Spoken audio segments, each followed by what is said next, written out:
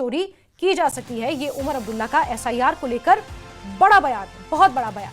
वो इसलिए क्योंकि कांग्रेस एसआईआर के मुद्दे पर लगातार विरोध कर रही है, आवाज उठा रही है। वोट चोरी का आरोप और वोट चोरी जैसा शब्द कांग्रेस ने इजाद किया है और अब मुख्यमंत्री, जो कि इंडिया ब्लॉक का हिस्सा है, नेशनल कॉन्फ्रेंस के उपाध्यक्ष हैं, और नेशनल कॉन्फ्रेंस क्योंकि इंडिया ब्लॉक का एक महत्वपूर्ण हिस्सा है, दोनों ने मिलकर जम्मू कश्मीर में 10 सालों के बाद जो इंतखाबात हुए उसमें सरकार बनाई है। और ऐसे में अपनी ही सहयोगी पार्टी को मुख्यमंत्री उमर अब्दुल्ला एसआईआर और वोट चोरी के मुद्दे पर नसीहत देते हुए सुनाई दिए गए। इलेक्शन साफ सुथरे हों, ट्रांसपेरेंट हों और किसी को शिकायत की गुंजाइश ना हो, ये इलेक्शन कमीशन की जिम्मेदारी है। अगर एसआईआर को लेके खदशात हैं तो इलेक्शन कमीशन को तमाम पॉलिटिकल पार्टीज को बुला के उन्हें समझाना चाहिए कि ये एसआईआर है क्या चीज और इसमें खतरा नहीं है। क्योंकि मैं उन लोगों में से हूं, मैंने कभी मशीन की चोरी की बात नहीं की है। मैं आज भी नहीं मानता हूं कि मशीन के जरिए इलेक्शन में चोरी की जा सकती है, लेकिन जरूर कहीं ना कहीं इलेक्शन को मैनिपुलेट किया जा सकता है। अगर आप देखें तो एक हद तक जो यहाँ पे डिलिमिटेशन की गई वो भी इलेक्शन मैनिपुलेशन था। आपने एक पार्टी को खुश करने के लिए जम्मू में 6 सीटें बढ़ाई और बढ़ाई भी वहां जहां एक पार्टी को उसका फायदा मिल सकता था। और बीजेपी विधायक आरएस पठानिया साहब इस वक्त हमारे साथ फोन लाइन पर जुड़े हुए हैं। आरएस पठानिया साहब, सबसे पहले तो क्या कहेंगे एसआईआर और वोट चोरी के मुद्दे पर? उमर अब्दुल्ला ने अपनी ही सहयोगी पार्टी को नसीहत दी है, आपको तो अच्छा लग रहा होगा सुन के।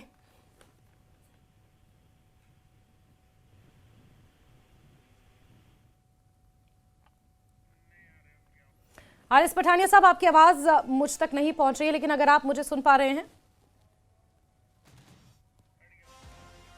चलिए दोबारा हम जुड़ेंगे आरएस पठानिया साहब से। लेकिन मुख्यमंत्री उमर अब्दुल्ला ने अपनी ही सहयोगी पार्टी को एसआईआर और वोट चोरी के मुद्दे पर, वो वोट चोरी जिसको लेकर कांग्रेस ने पूरे देश भर में अभियान चलाए, वोट चोर गद्दी छोड़ जैसे नारे कांग्रेस पार्टी ने अपने उन अभियानों में जोर जोर से चीख चीख कर लगाए। और ऐसे में उमर अब्दुल्ला, जो कि कांग्रेस की सहयोगी है नेशनल कॉन्फ्रेंस, और उसी के मुख्यमंत्री है उमर अब्दुल्ला, और आरएस पठानिया साहब फिर से जुड़ चुके हैं हमारे साथ। आरएस पठानिया साहब, आज जम्मू में कैबिनेट की बैठक हुई, उमर अब्दुल्ला ने एसआईआर और वोट चोरी के मुद्दे पर अपनी ही सहयोगी पार्टी को नसीहत दे डाली है, क्या कहेंगे इस पर? जी, कांग्रेस और कांग्रेस के जितने भी सहयोगी दल, इनका डिस्ट्रक्टिव जो नैरेटिव है वो अपने आप में एक्सपोज हो चुका है। इस एक्सपोज्ड नैरेटिव की लड़ाई में मैं कम से कम आपको बता दूं कि समरी रिवीजन, इलेक्टोरल रोल्स और प्रभावी रहे और टू दी पॉइंट रहे, उसमें जाली वोट या बोगस वोटिंग या डबल वोटिंग के प्रावधान उसमें कम किए जाएं, तो उससे वोट चोरी कैसी होगी आज तक ना बता सके ना सुना सके। बिहार की जनता ने एसआईआर के नैरेटिव को बहुत बड़ा एक करारा जवाब दिया है। कल पहले दिन पार्लियामेंट में तमाशा करते करते कल सरकार ने भी एसआईआर पे डिबेट का बात को माना है। अब एसआईआर पे डिबेट कर नहीं सकते, मुद्दा है कुछ नहीं, तमाशा बनाएंगे, शो बनाएंगे। तो कहीं ना कहीं इंडी गठबंधन एक्सपोज है, इंडी गठबंधन धरा का धरा खड़ा है।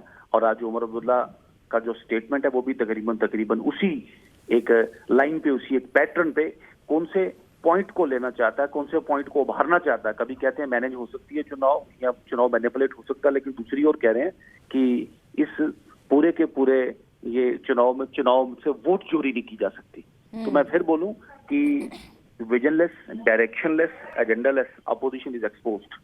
उमर अब्दुल्ला आज पूरे इंडी गठबंधन को आज फिर दोबारा एक्सपोज कर रहे हैं, और ये बहुत बड़ा एक सबक, बहुत बड़ा एक लेसन जब पूरे पार्लियामेंट में आपने तमाशा बनाने की कोशिश की है, ये बहुत बड़ा एक एक्सपोजे आज उमर अब्दुल्ला के स्टेटमेंट से पूरे भारत के जनमानस को देखने को मिला है। बिल्कुल आरएस पठानिया जी, और इसी तरह बीते कल राज्यसभा में जब नेशनल कॉन्फ्रेंस के ही राज्यसभा नवनिर्वाचित सांसद ने भी इसी बात का जिक्र किया था सबके सामने, बहरहाल लेकिन इस बीच जो डिलिमिटेशन हुई है उस पर निशाना साधने से उमर अब्दुल्ला नहीं चुके। उन्होंने कहा कि जम्मू खित्ते में आपने 6 सीटें बढ़ा दी, और क्योंकि सभी जानते हैं कि जम्मू, जिस तरह से जम्मू डिवीजन है वो बीजेपी का एक तरह से गढ़ रहा है, और उन 6 सीटों को बढ़ाने का सीधा सीधा फायदा बीजेपी को मिला, ये निशाना उन्होंने साधा है। साहब का बचपना है, जम्मू खित्ता या कश्मीर खित्ता, ये सबसे पहले जम्मू कश्मीर रियासत डिलिमिटेशन के लिए एक यूनिट रहता है। Delimitation, representation of people's act और डिलिमिटेशन एक्ट, और उस सब के अलावा सुप्रीम कोर्ट द्वारा आधारित कुछ मापदंड और कुछ स्पेसिफिक जो गाइडलाइंस उसके मुताबिक चलता है। उन गाइडलाइंस पे, उन मापदंड पे या उन कानूनी या वैधानिक जो एक पैरामीटर्स हैं, उनमें अगर जम्मू में 6 सीटें बढ़ती हैं तो उनको इसको जम्मू वर्सेस कश्मीर नहीं करना चाहिए। मैं फिर बोलूं, हालांकि 41 सीटें जीते हैं लेकिन फिर भी जम्मू वर्सेस कश्मीर नहीं करेंगे। तो ये एक नकारात्मकता, एक नेगेटिविटी का जो एटीट्यूड है, मैंने कहा ये ना ही चला है ना ही चलेगा। ये मिसलीड करने का काम उमर अब्दुल्ला बंद करें। जम्मू कश्मीर का जो डिलिमिटेशन और जम्मू कश्मीर में जो पूरा जो रीऑर्गेनाइजेशन एक्ट 5 अगस्त 2019 का, इसमें सुप्रीम कोर्ट की कॉन्स्टिट्यूशन बेंच ने अपना स्टैंप, अपना अप्रूवल इस पे लगाया। तो इसी स्टैंप, इसी अप्रूवल के चलते मैं बोलूं कि सारा हमें देखने को मिला। मैं उम्मीद करूंगा कि आगे से एक ठीक है आर.एस. पठानी जी, बहुत बहुत शुक्रिया न्यूज़ 18 के साथ बातचीत करने के लिए और अपना समय हमें देने के लिए। तो बीजेपी के नेता और विधायक और कांग्रेस के chief spokesperson Ravindra Sharma ji इस वक्त हमारे साथ जुड़े हुए हैं। रविंद्र शर्मा जी, आपकी ही सहयोगी पार्टी आपको पहले राज्यसभा में आईना दिखाती है, फिर मुख्यमंत्री उमर अब्दुल्ला खुद कहते हैं कि एसआईआर कोई गलत चीज नहीं है और वोट चोरी एक इलेक्ट्रॉनिक मशीन के जरिए संभव कैसे है, क्या कहेंगे? देखिए, अपनी अपनी पार्टी का व्यू हो सकता है। हमारा जो पार्टी का व्यू है हमने सुप्रीम कोर्ट से लेकर के संसद में रखा और रखेंगे। और एसआईआर पे जो बिहार में और बाकी जगह दिखा है, जिस तरह से आप देख रहे हैं कि बीएलओज और उसकी मौत सामने वाकई आ रही है, तो ये सारी एक्सरसाइज के पर संसद में चर्चा होगी। जिस पार्टी का जो व्यू है उनको वहाँ पक्ष रखना चाहिए। और इसलिए किसी ने क्या कहा है उसका कोई मायने नहीं। मैं कांग्रेस पार्टी की तरफ से ये कहना चाहता हूँ कि एसआईआर पे बहुत प्रश्न है और ये मामला सुप्रीम कोर्ट तक पहुंचा, अब संसद में चर्चा होने वाली है, तो कांग्रेस पार्टी अपना पक्ष रखेगी।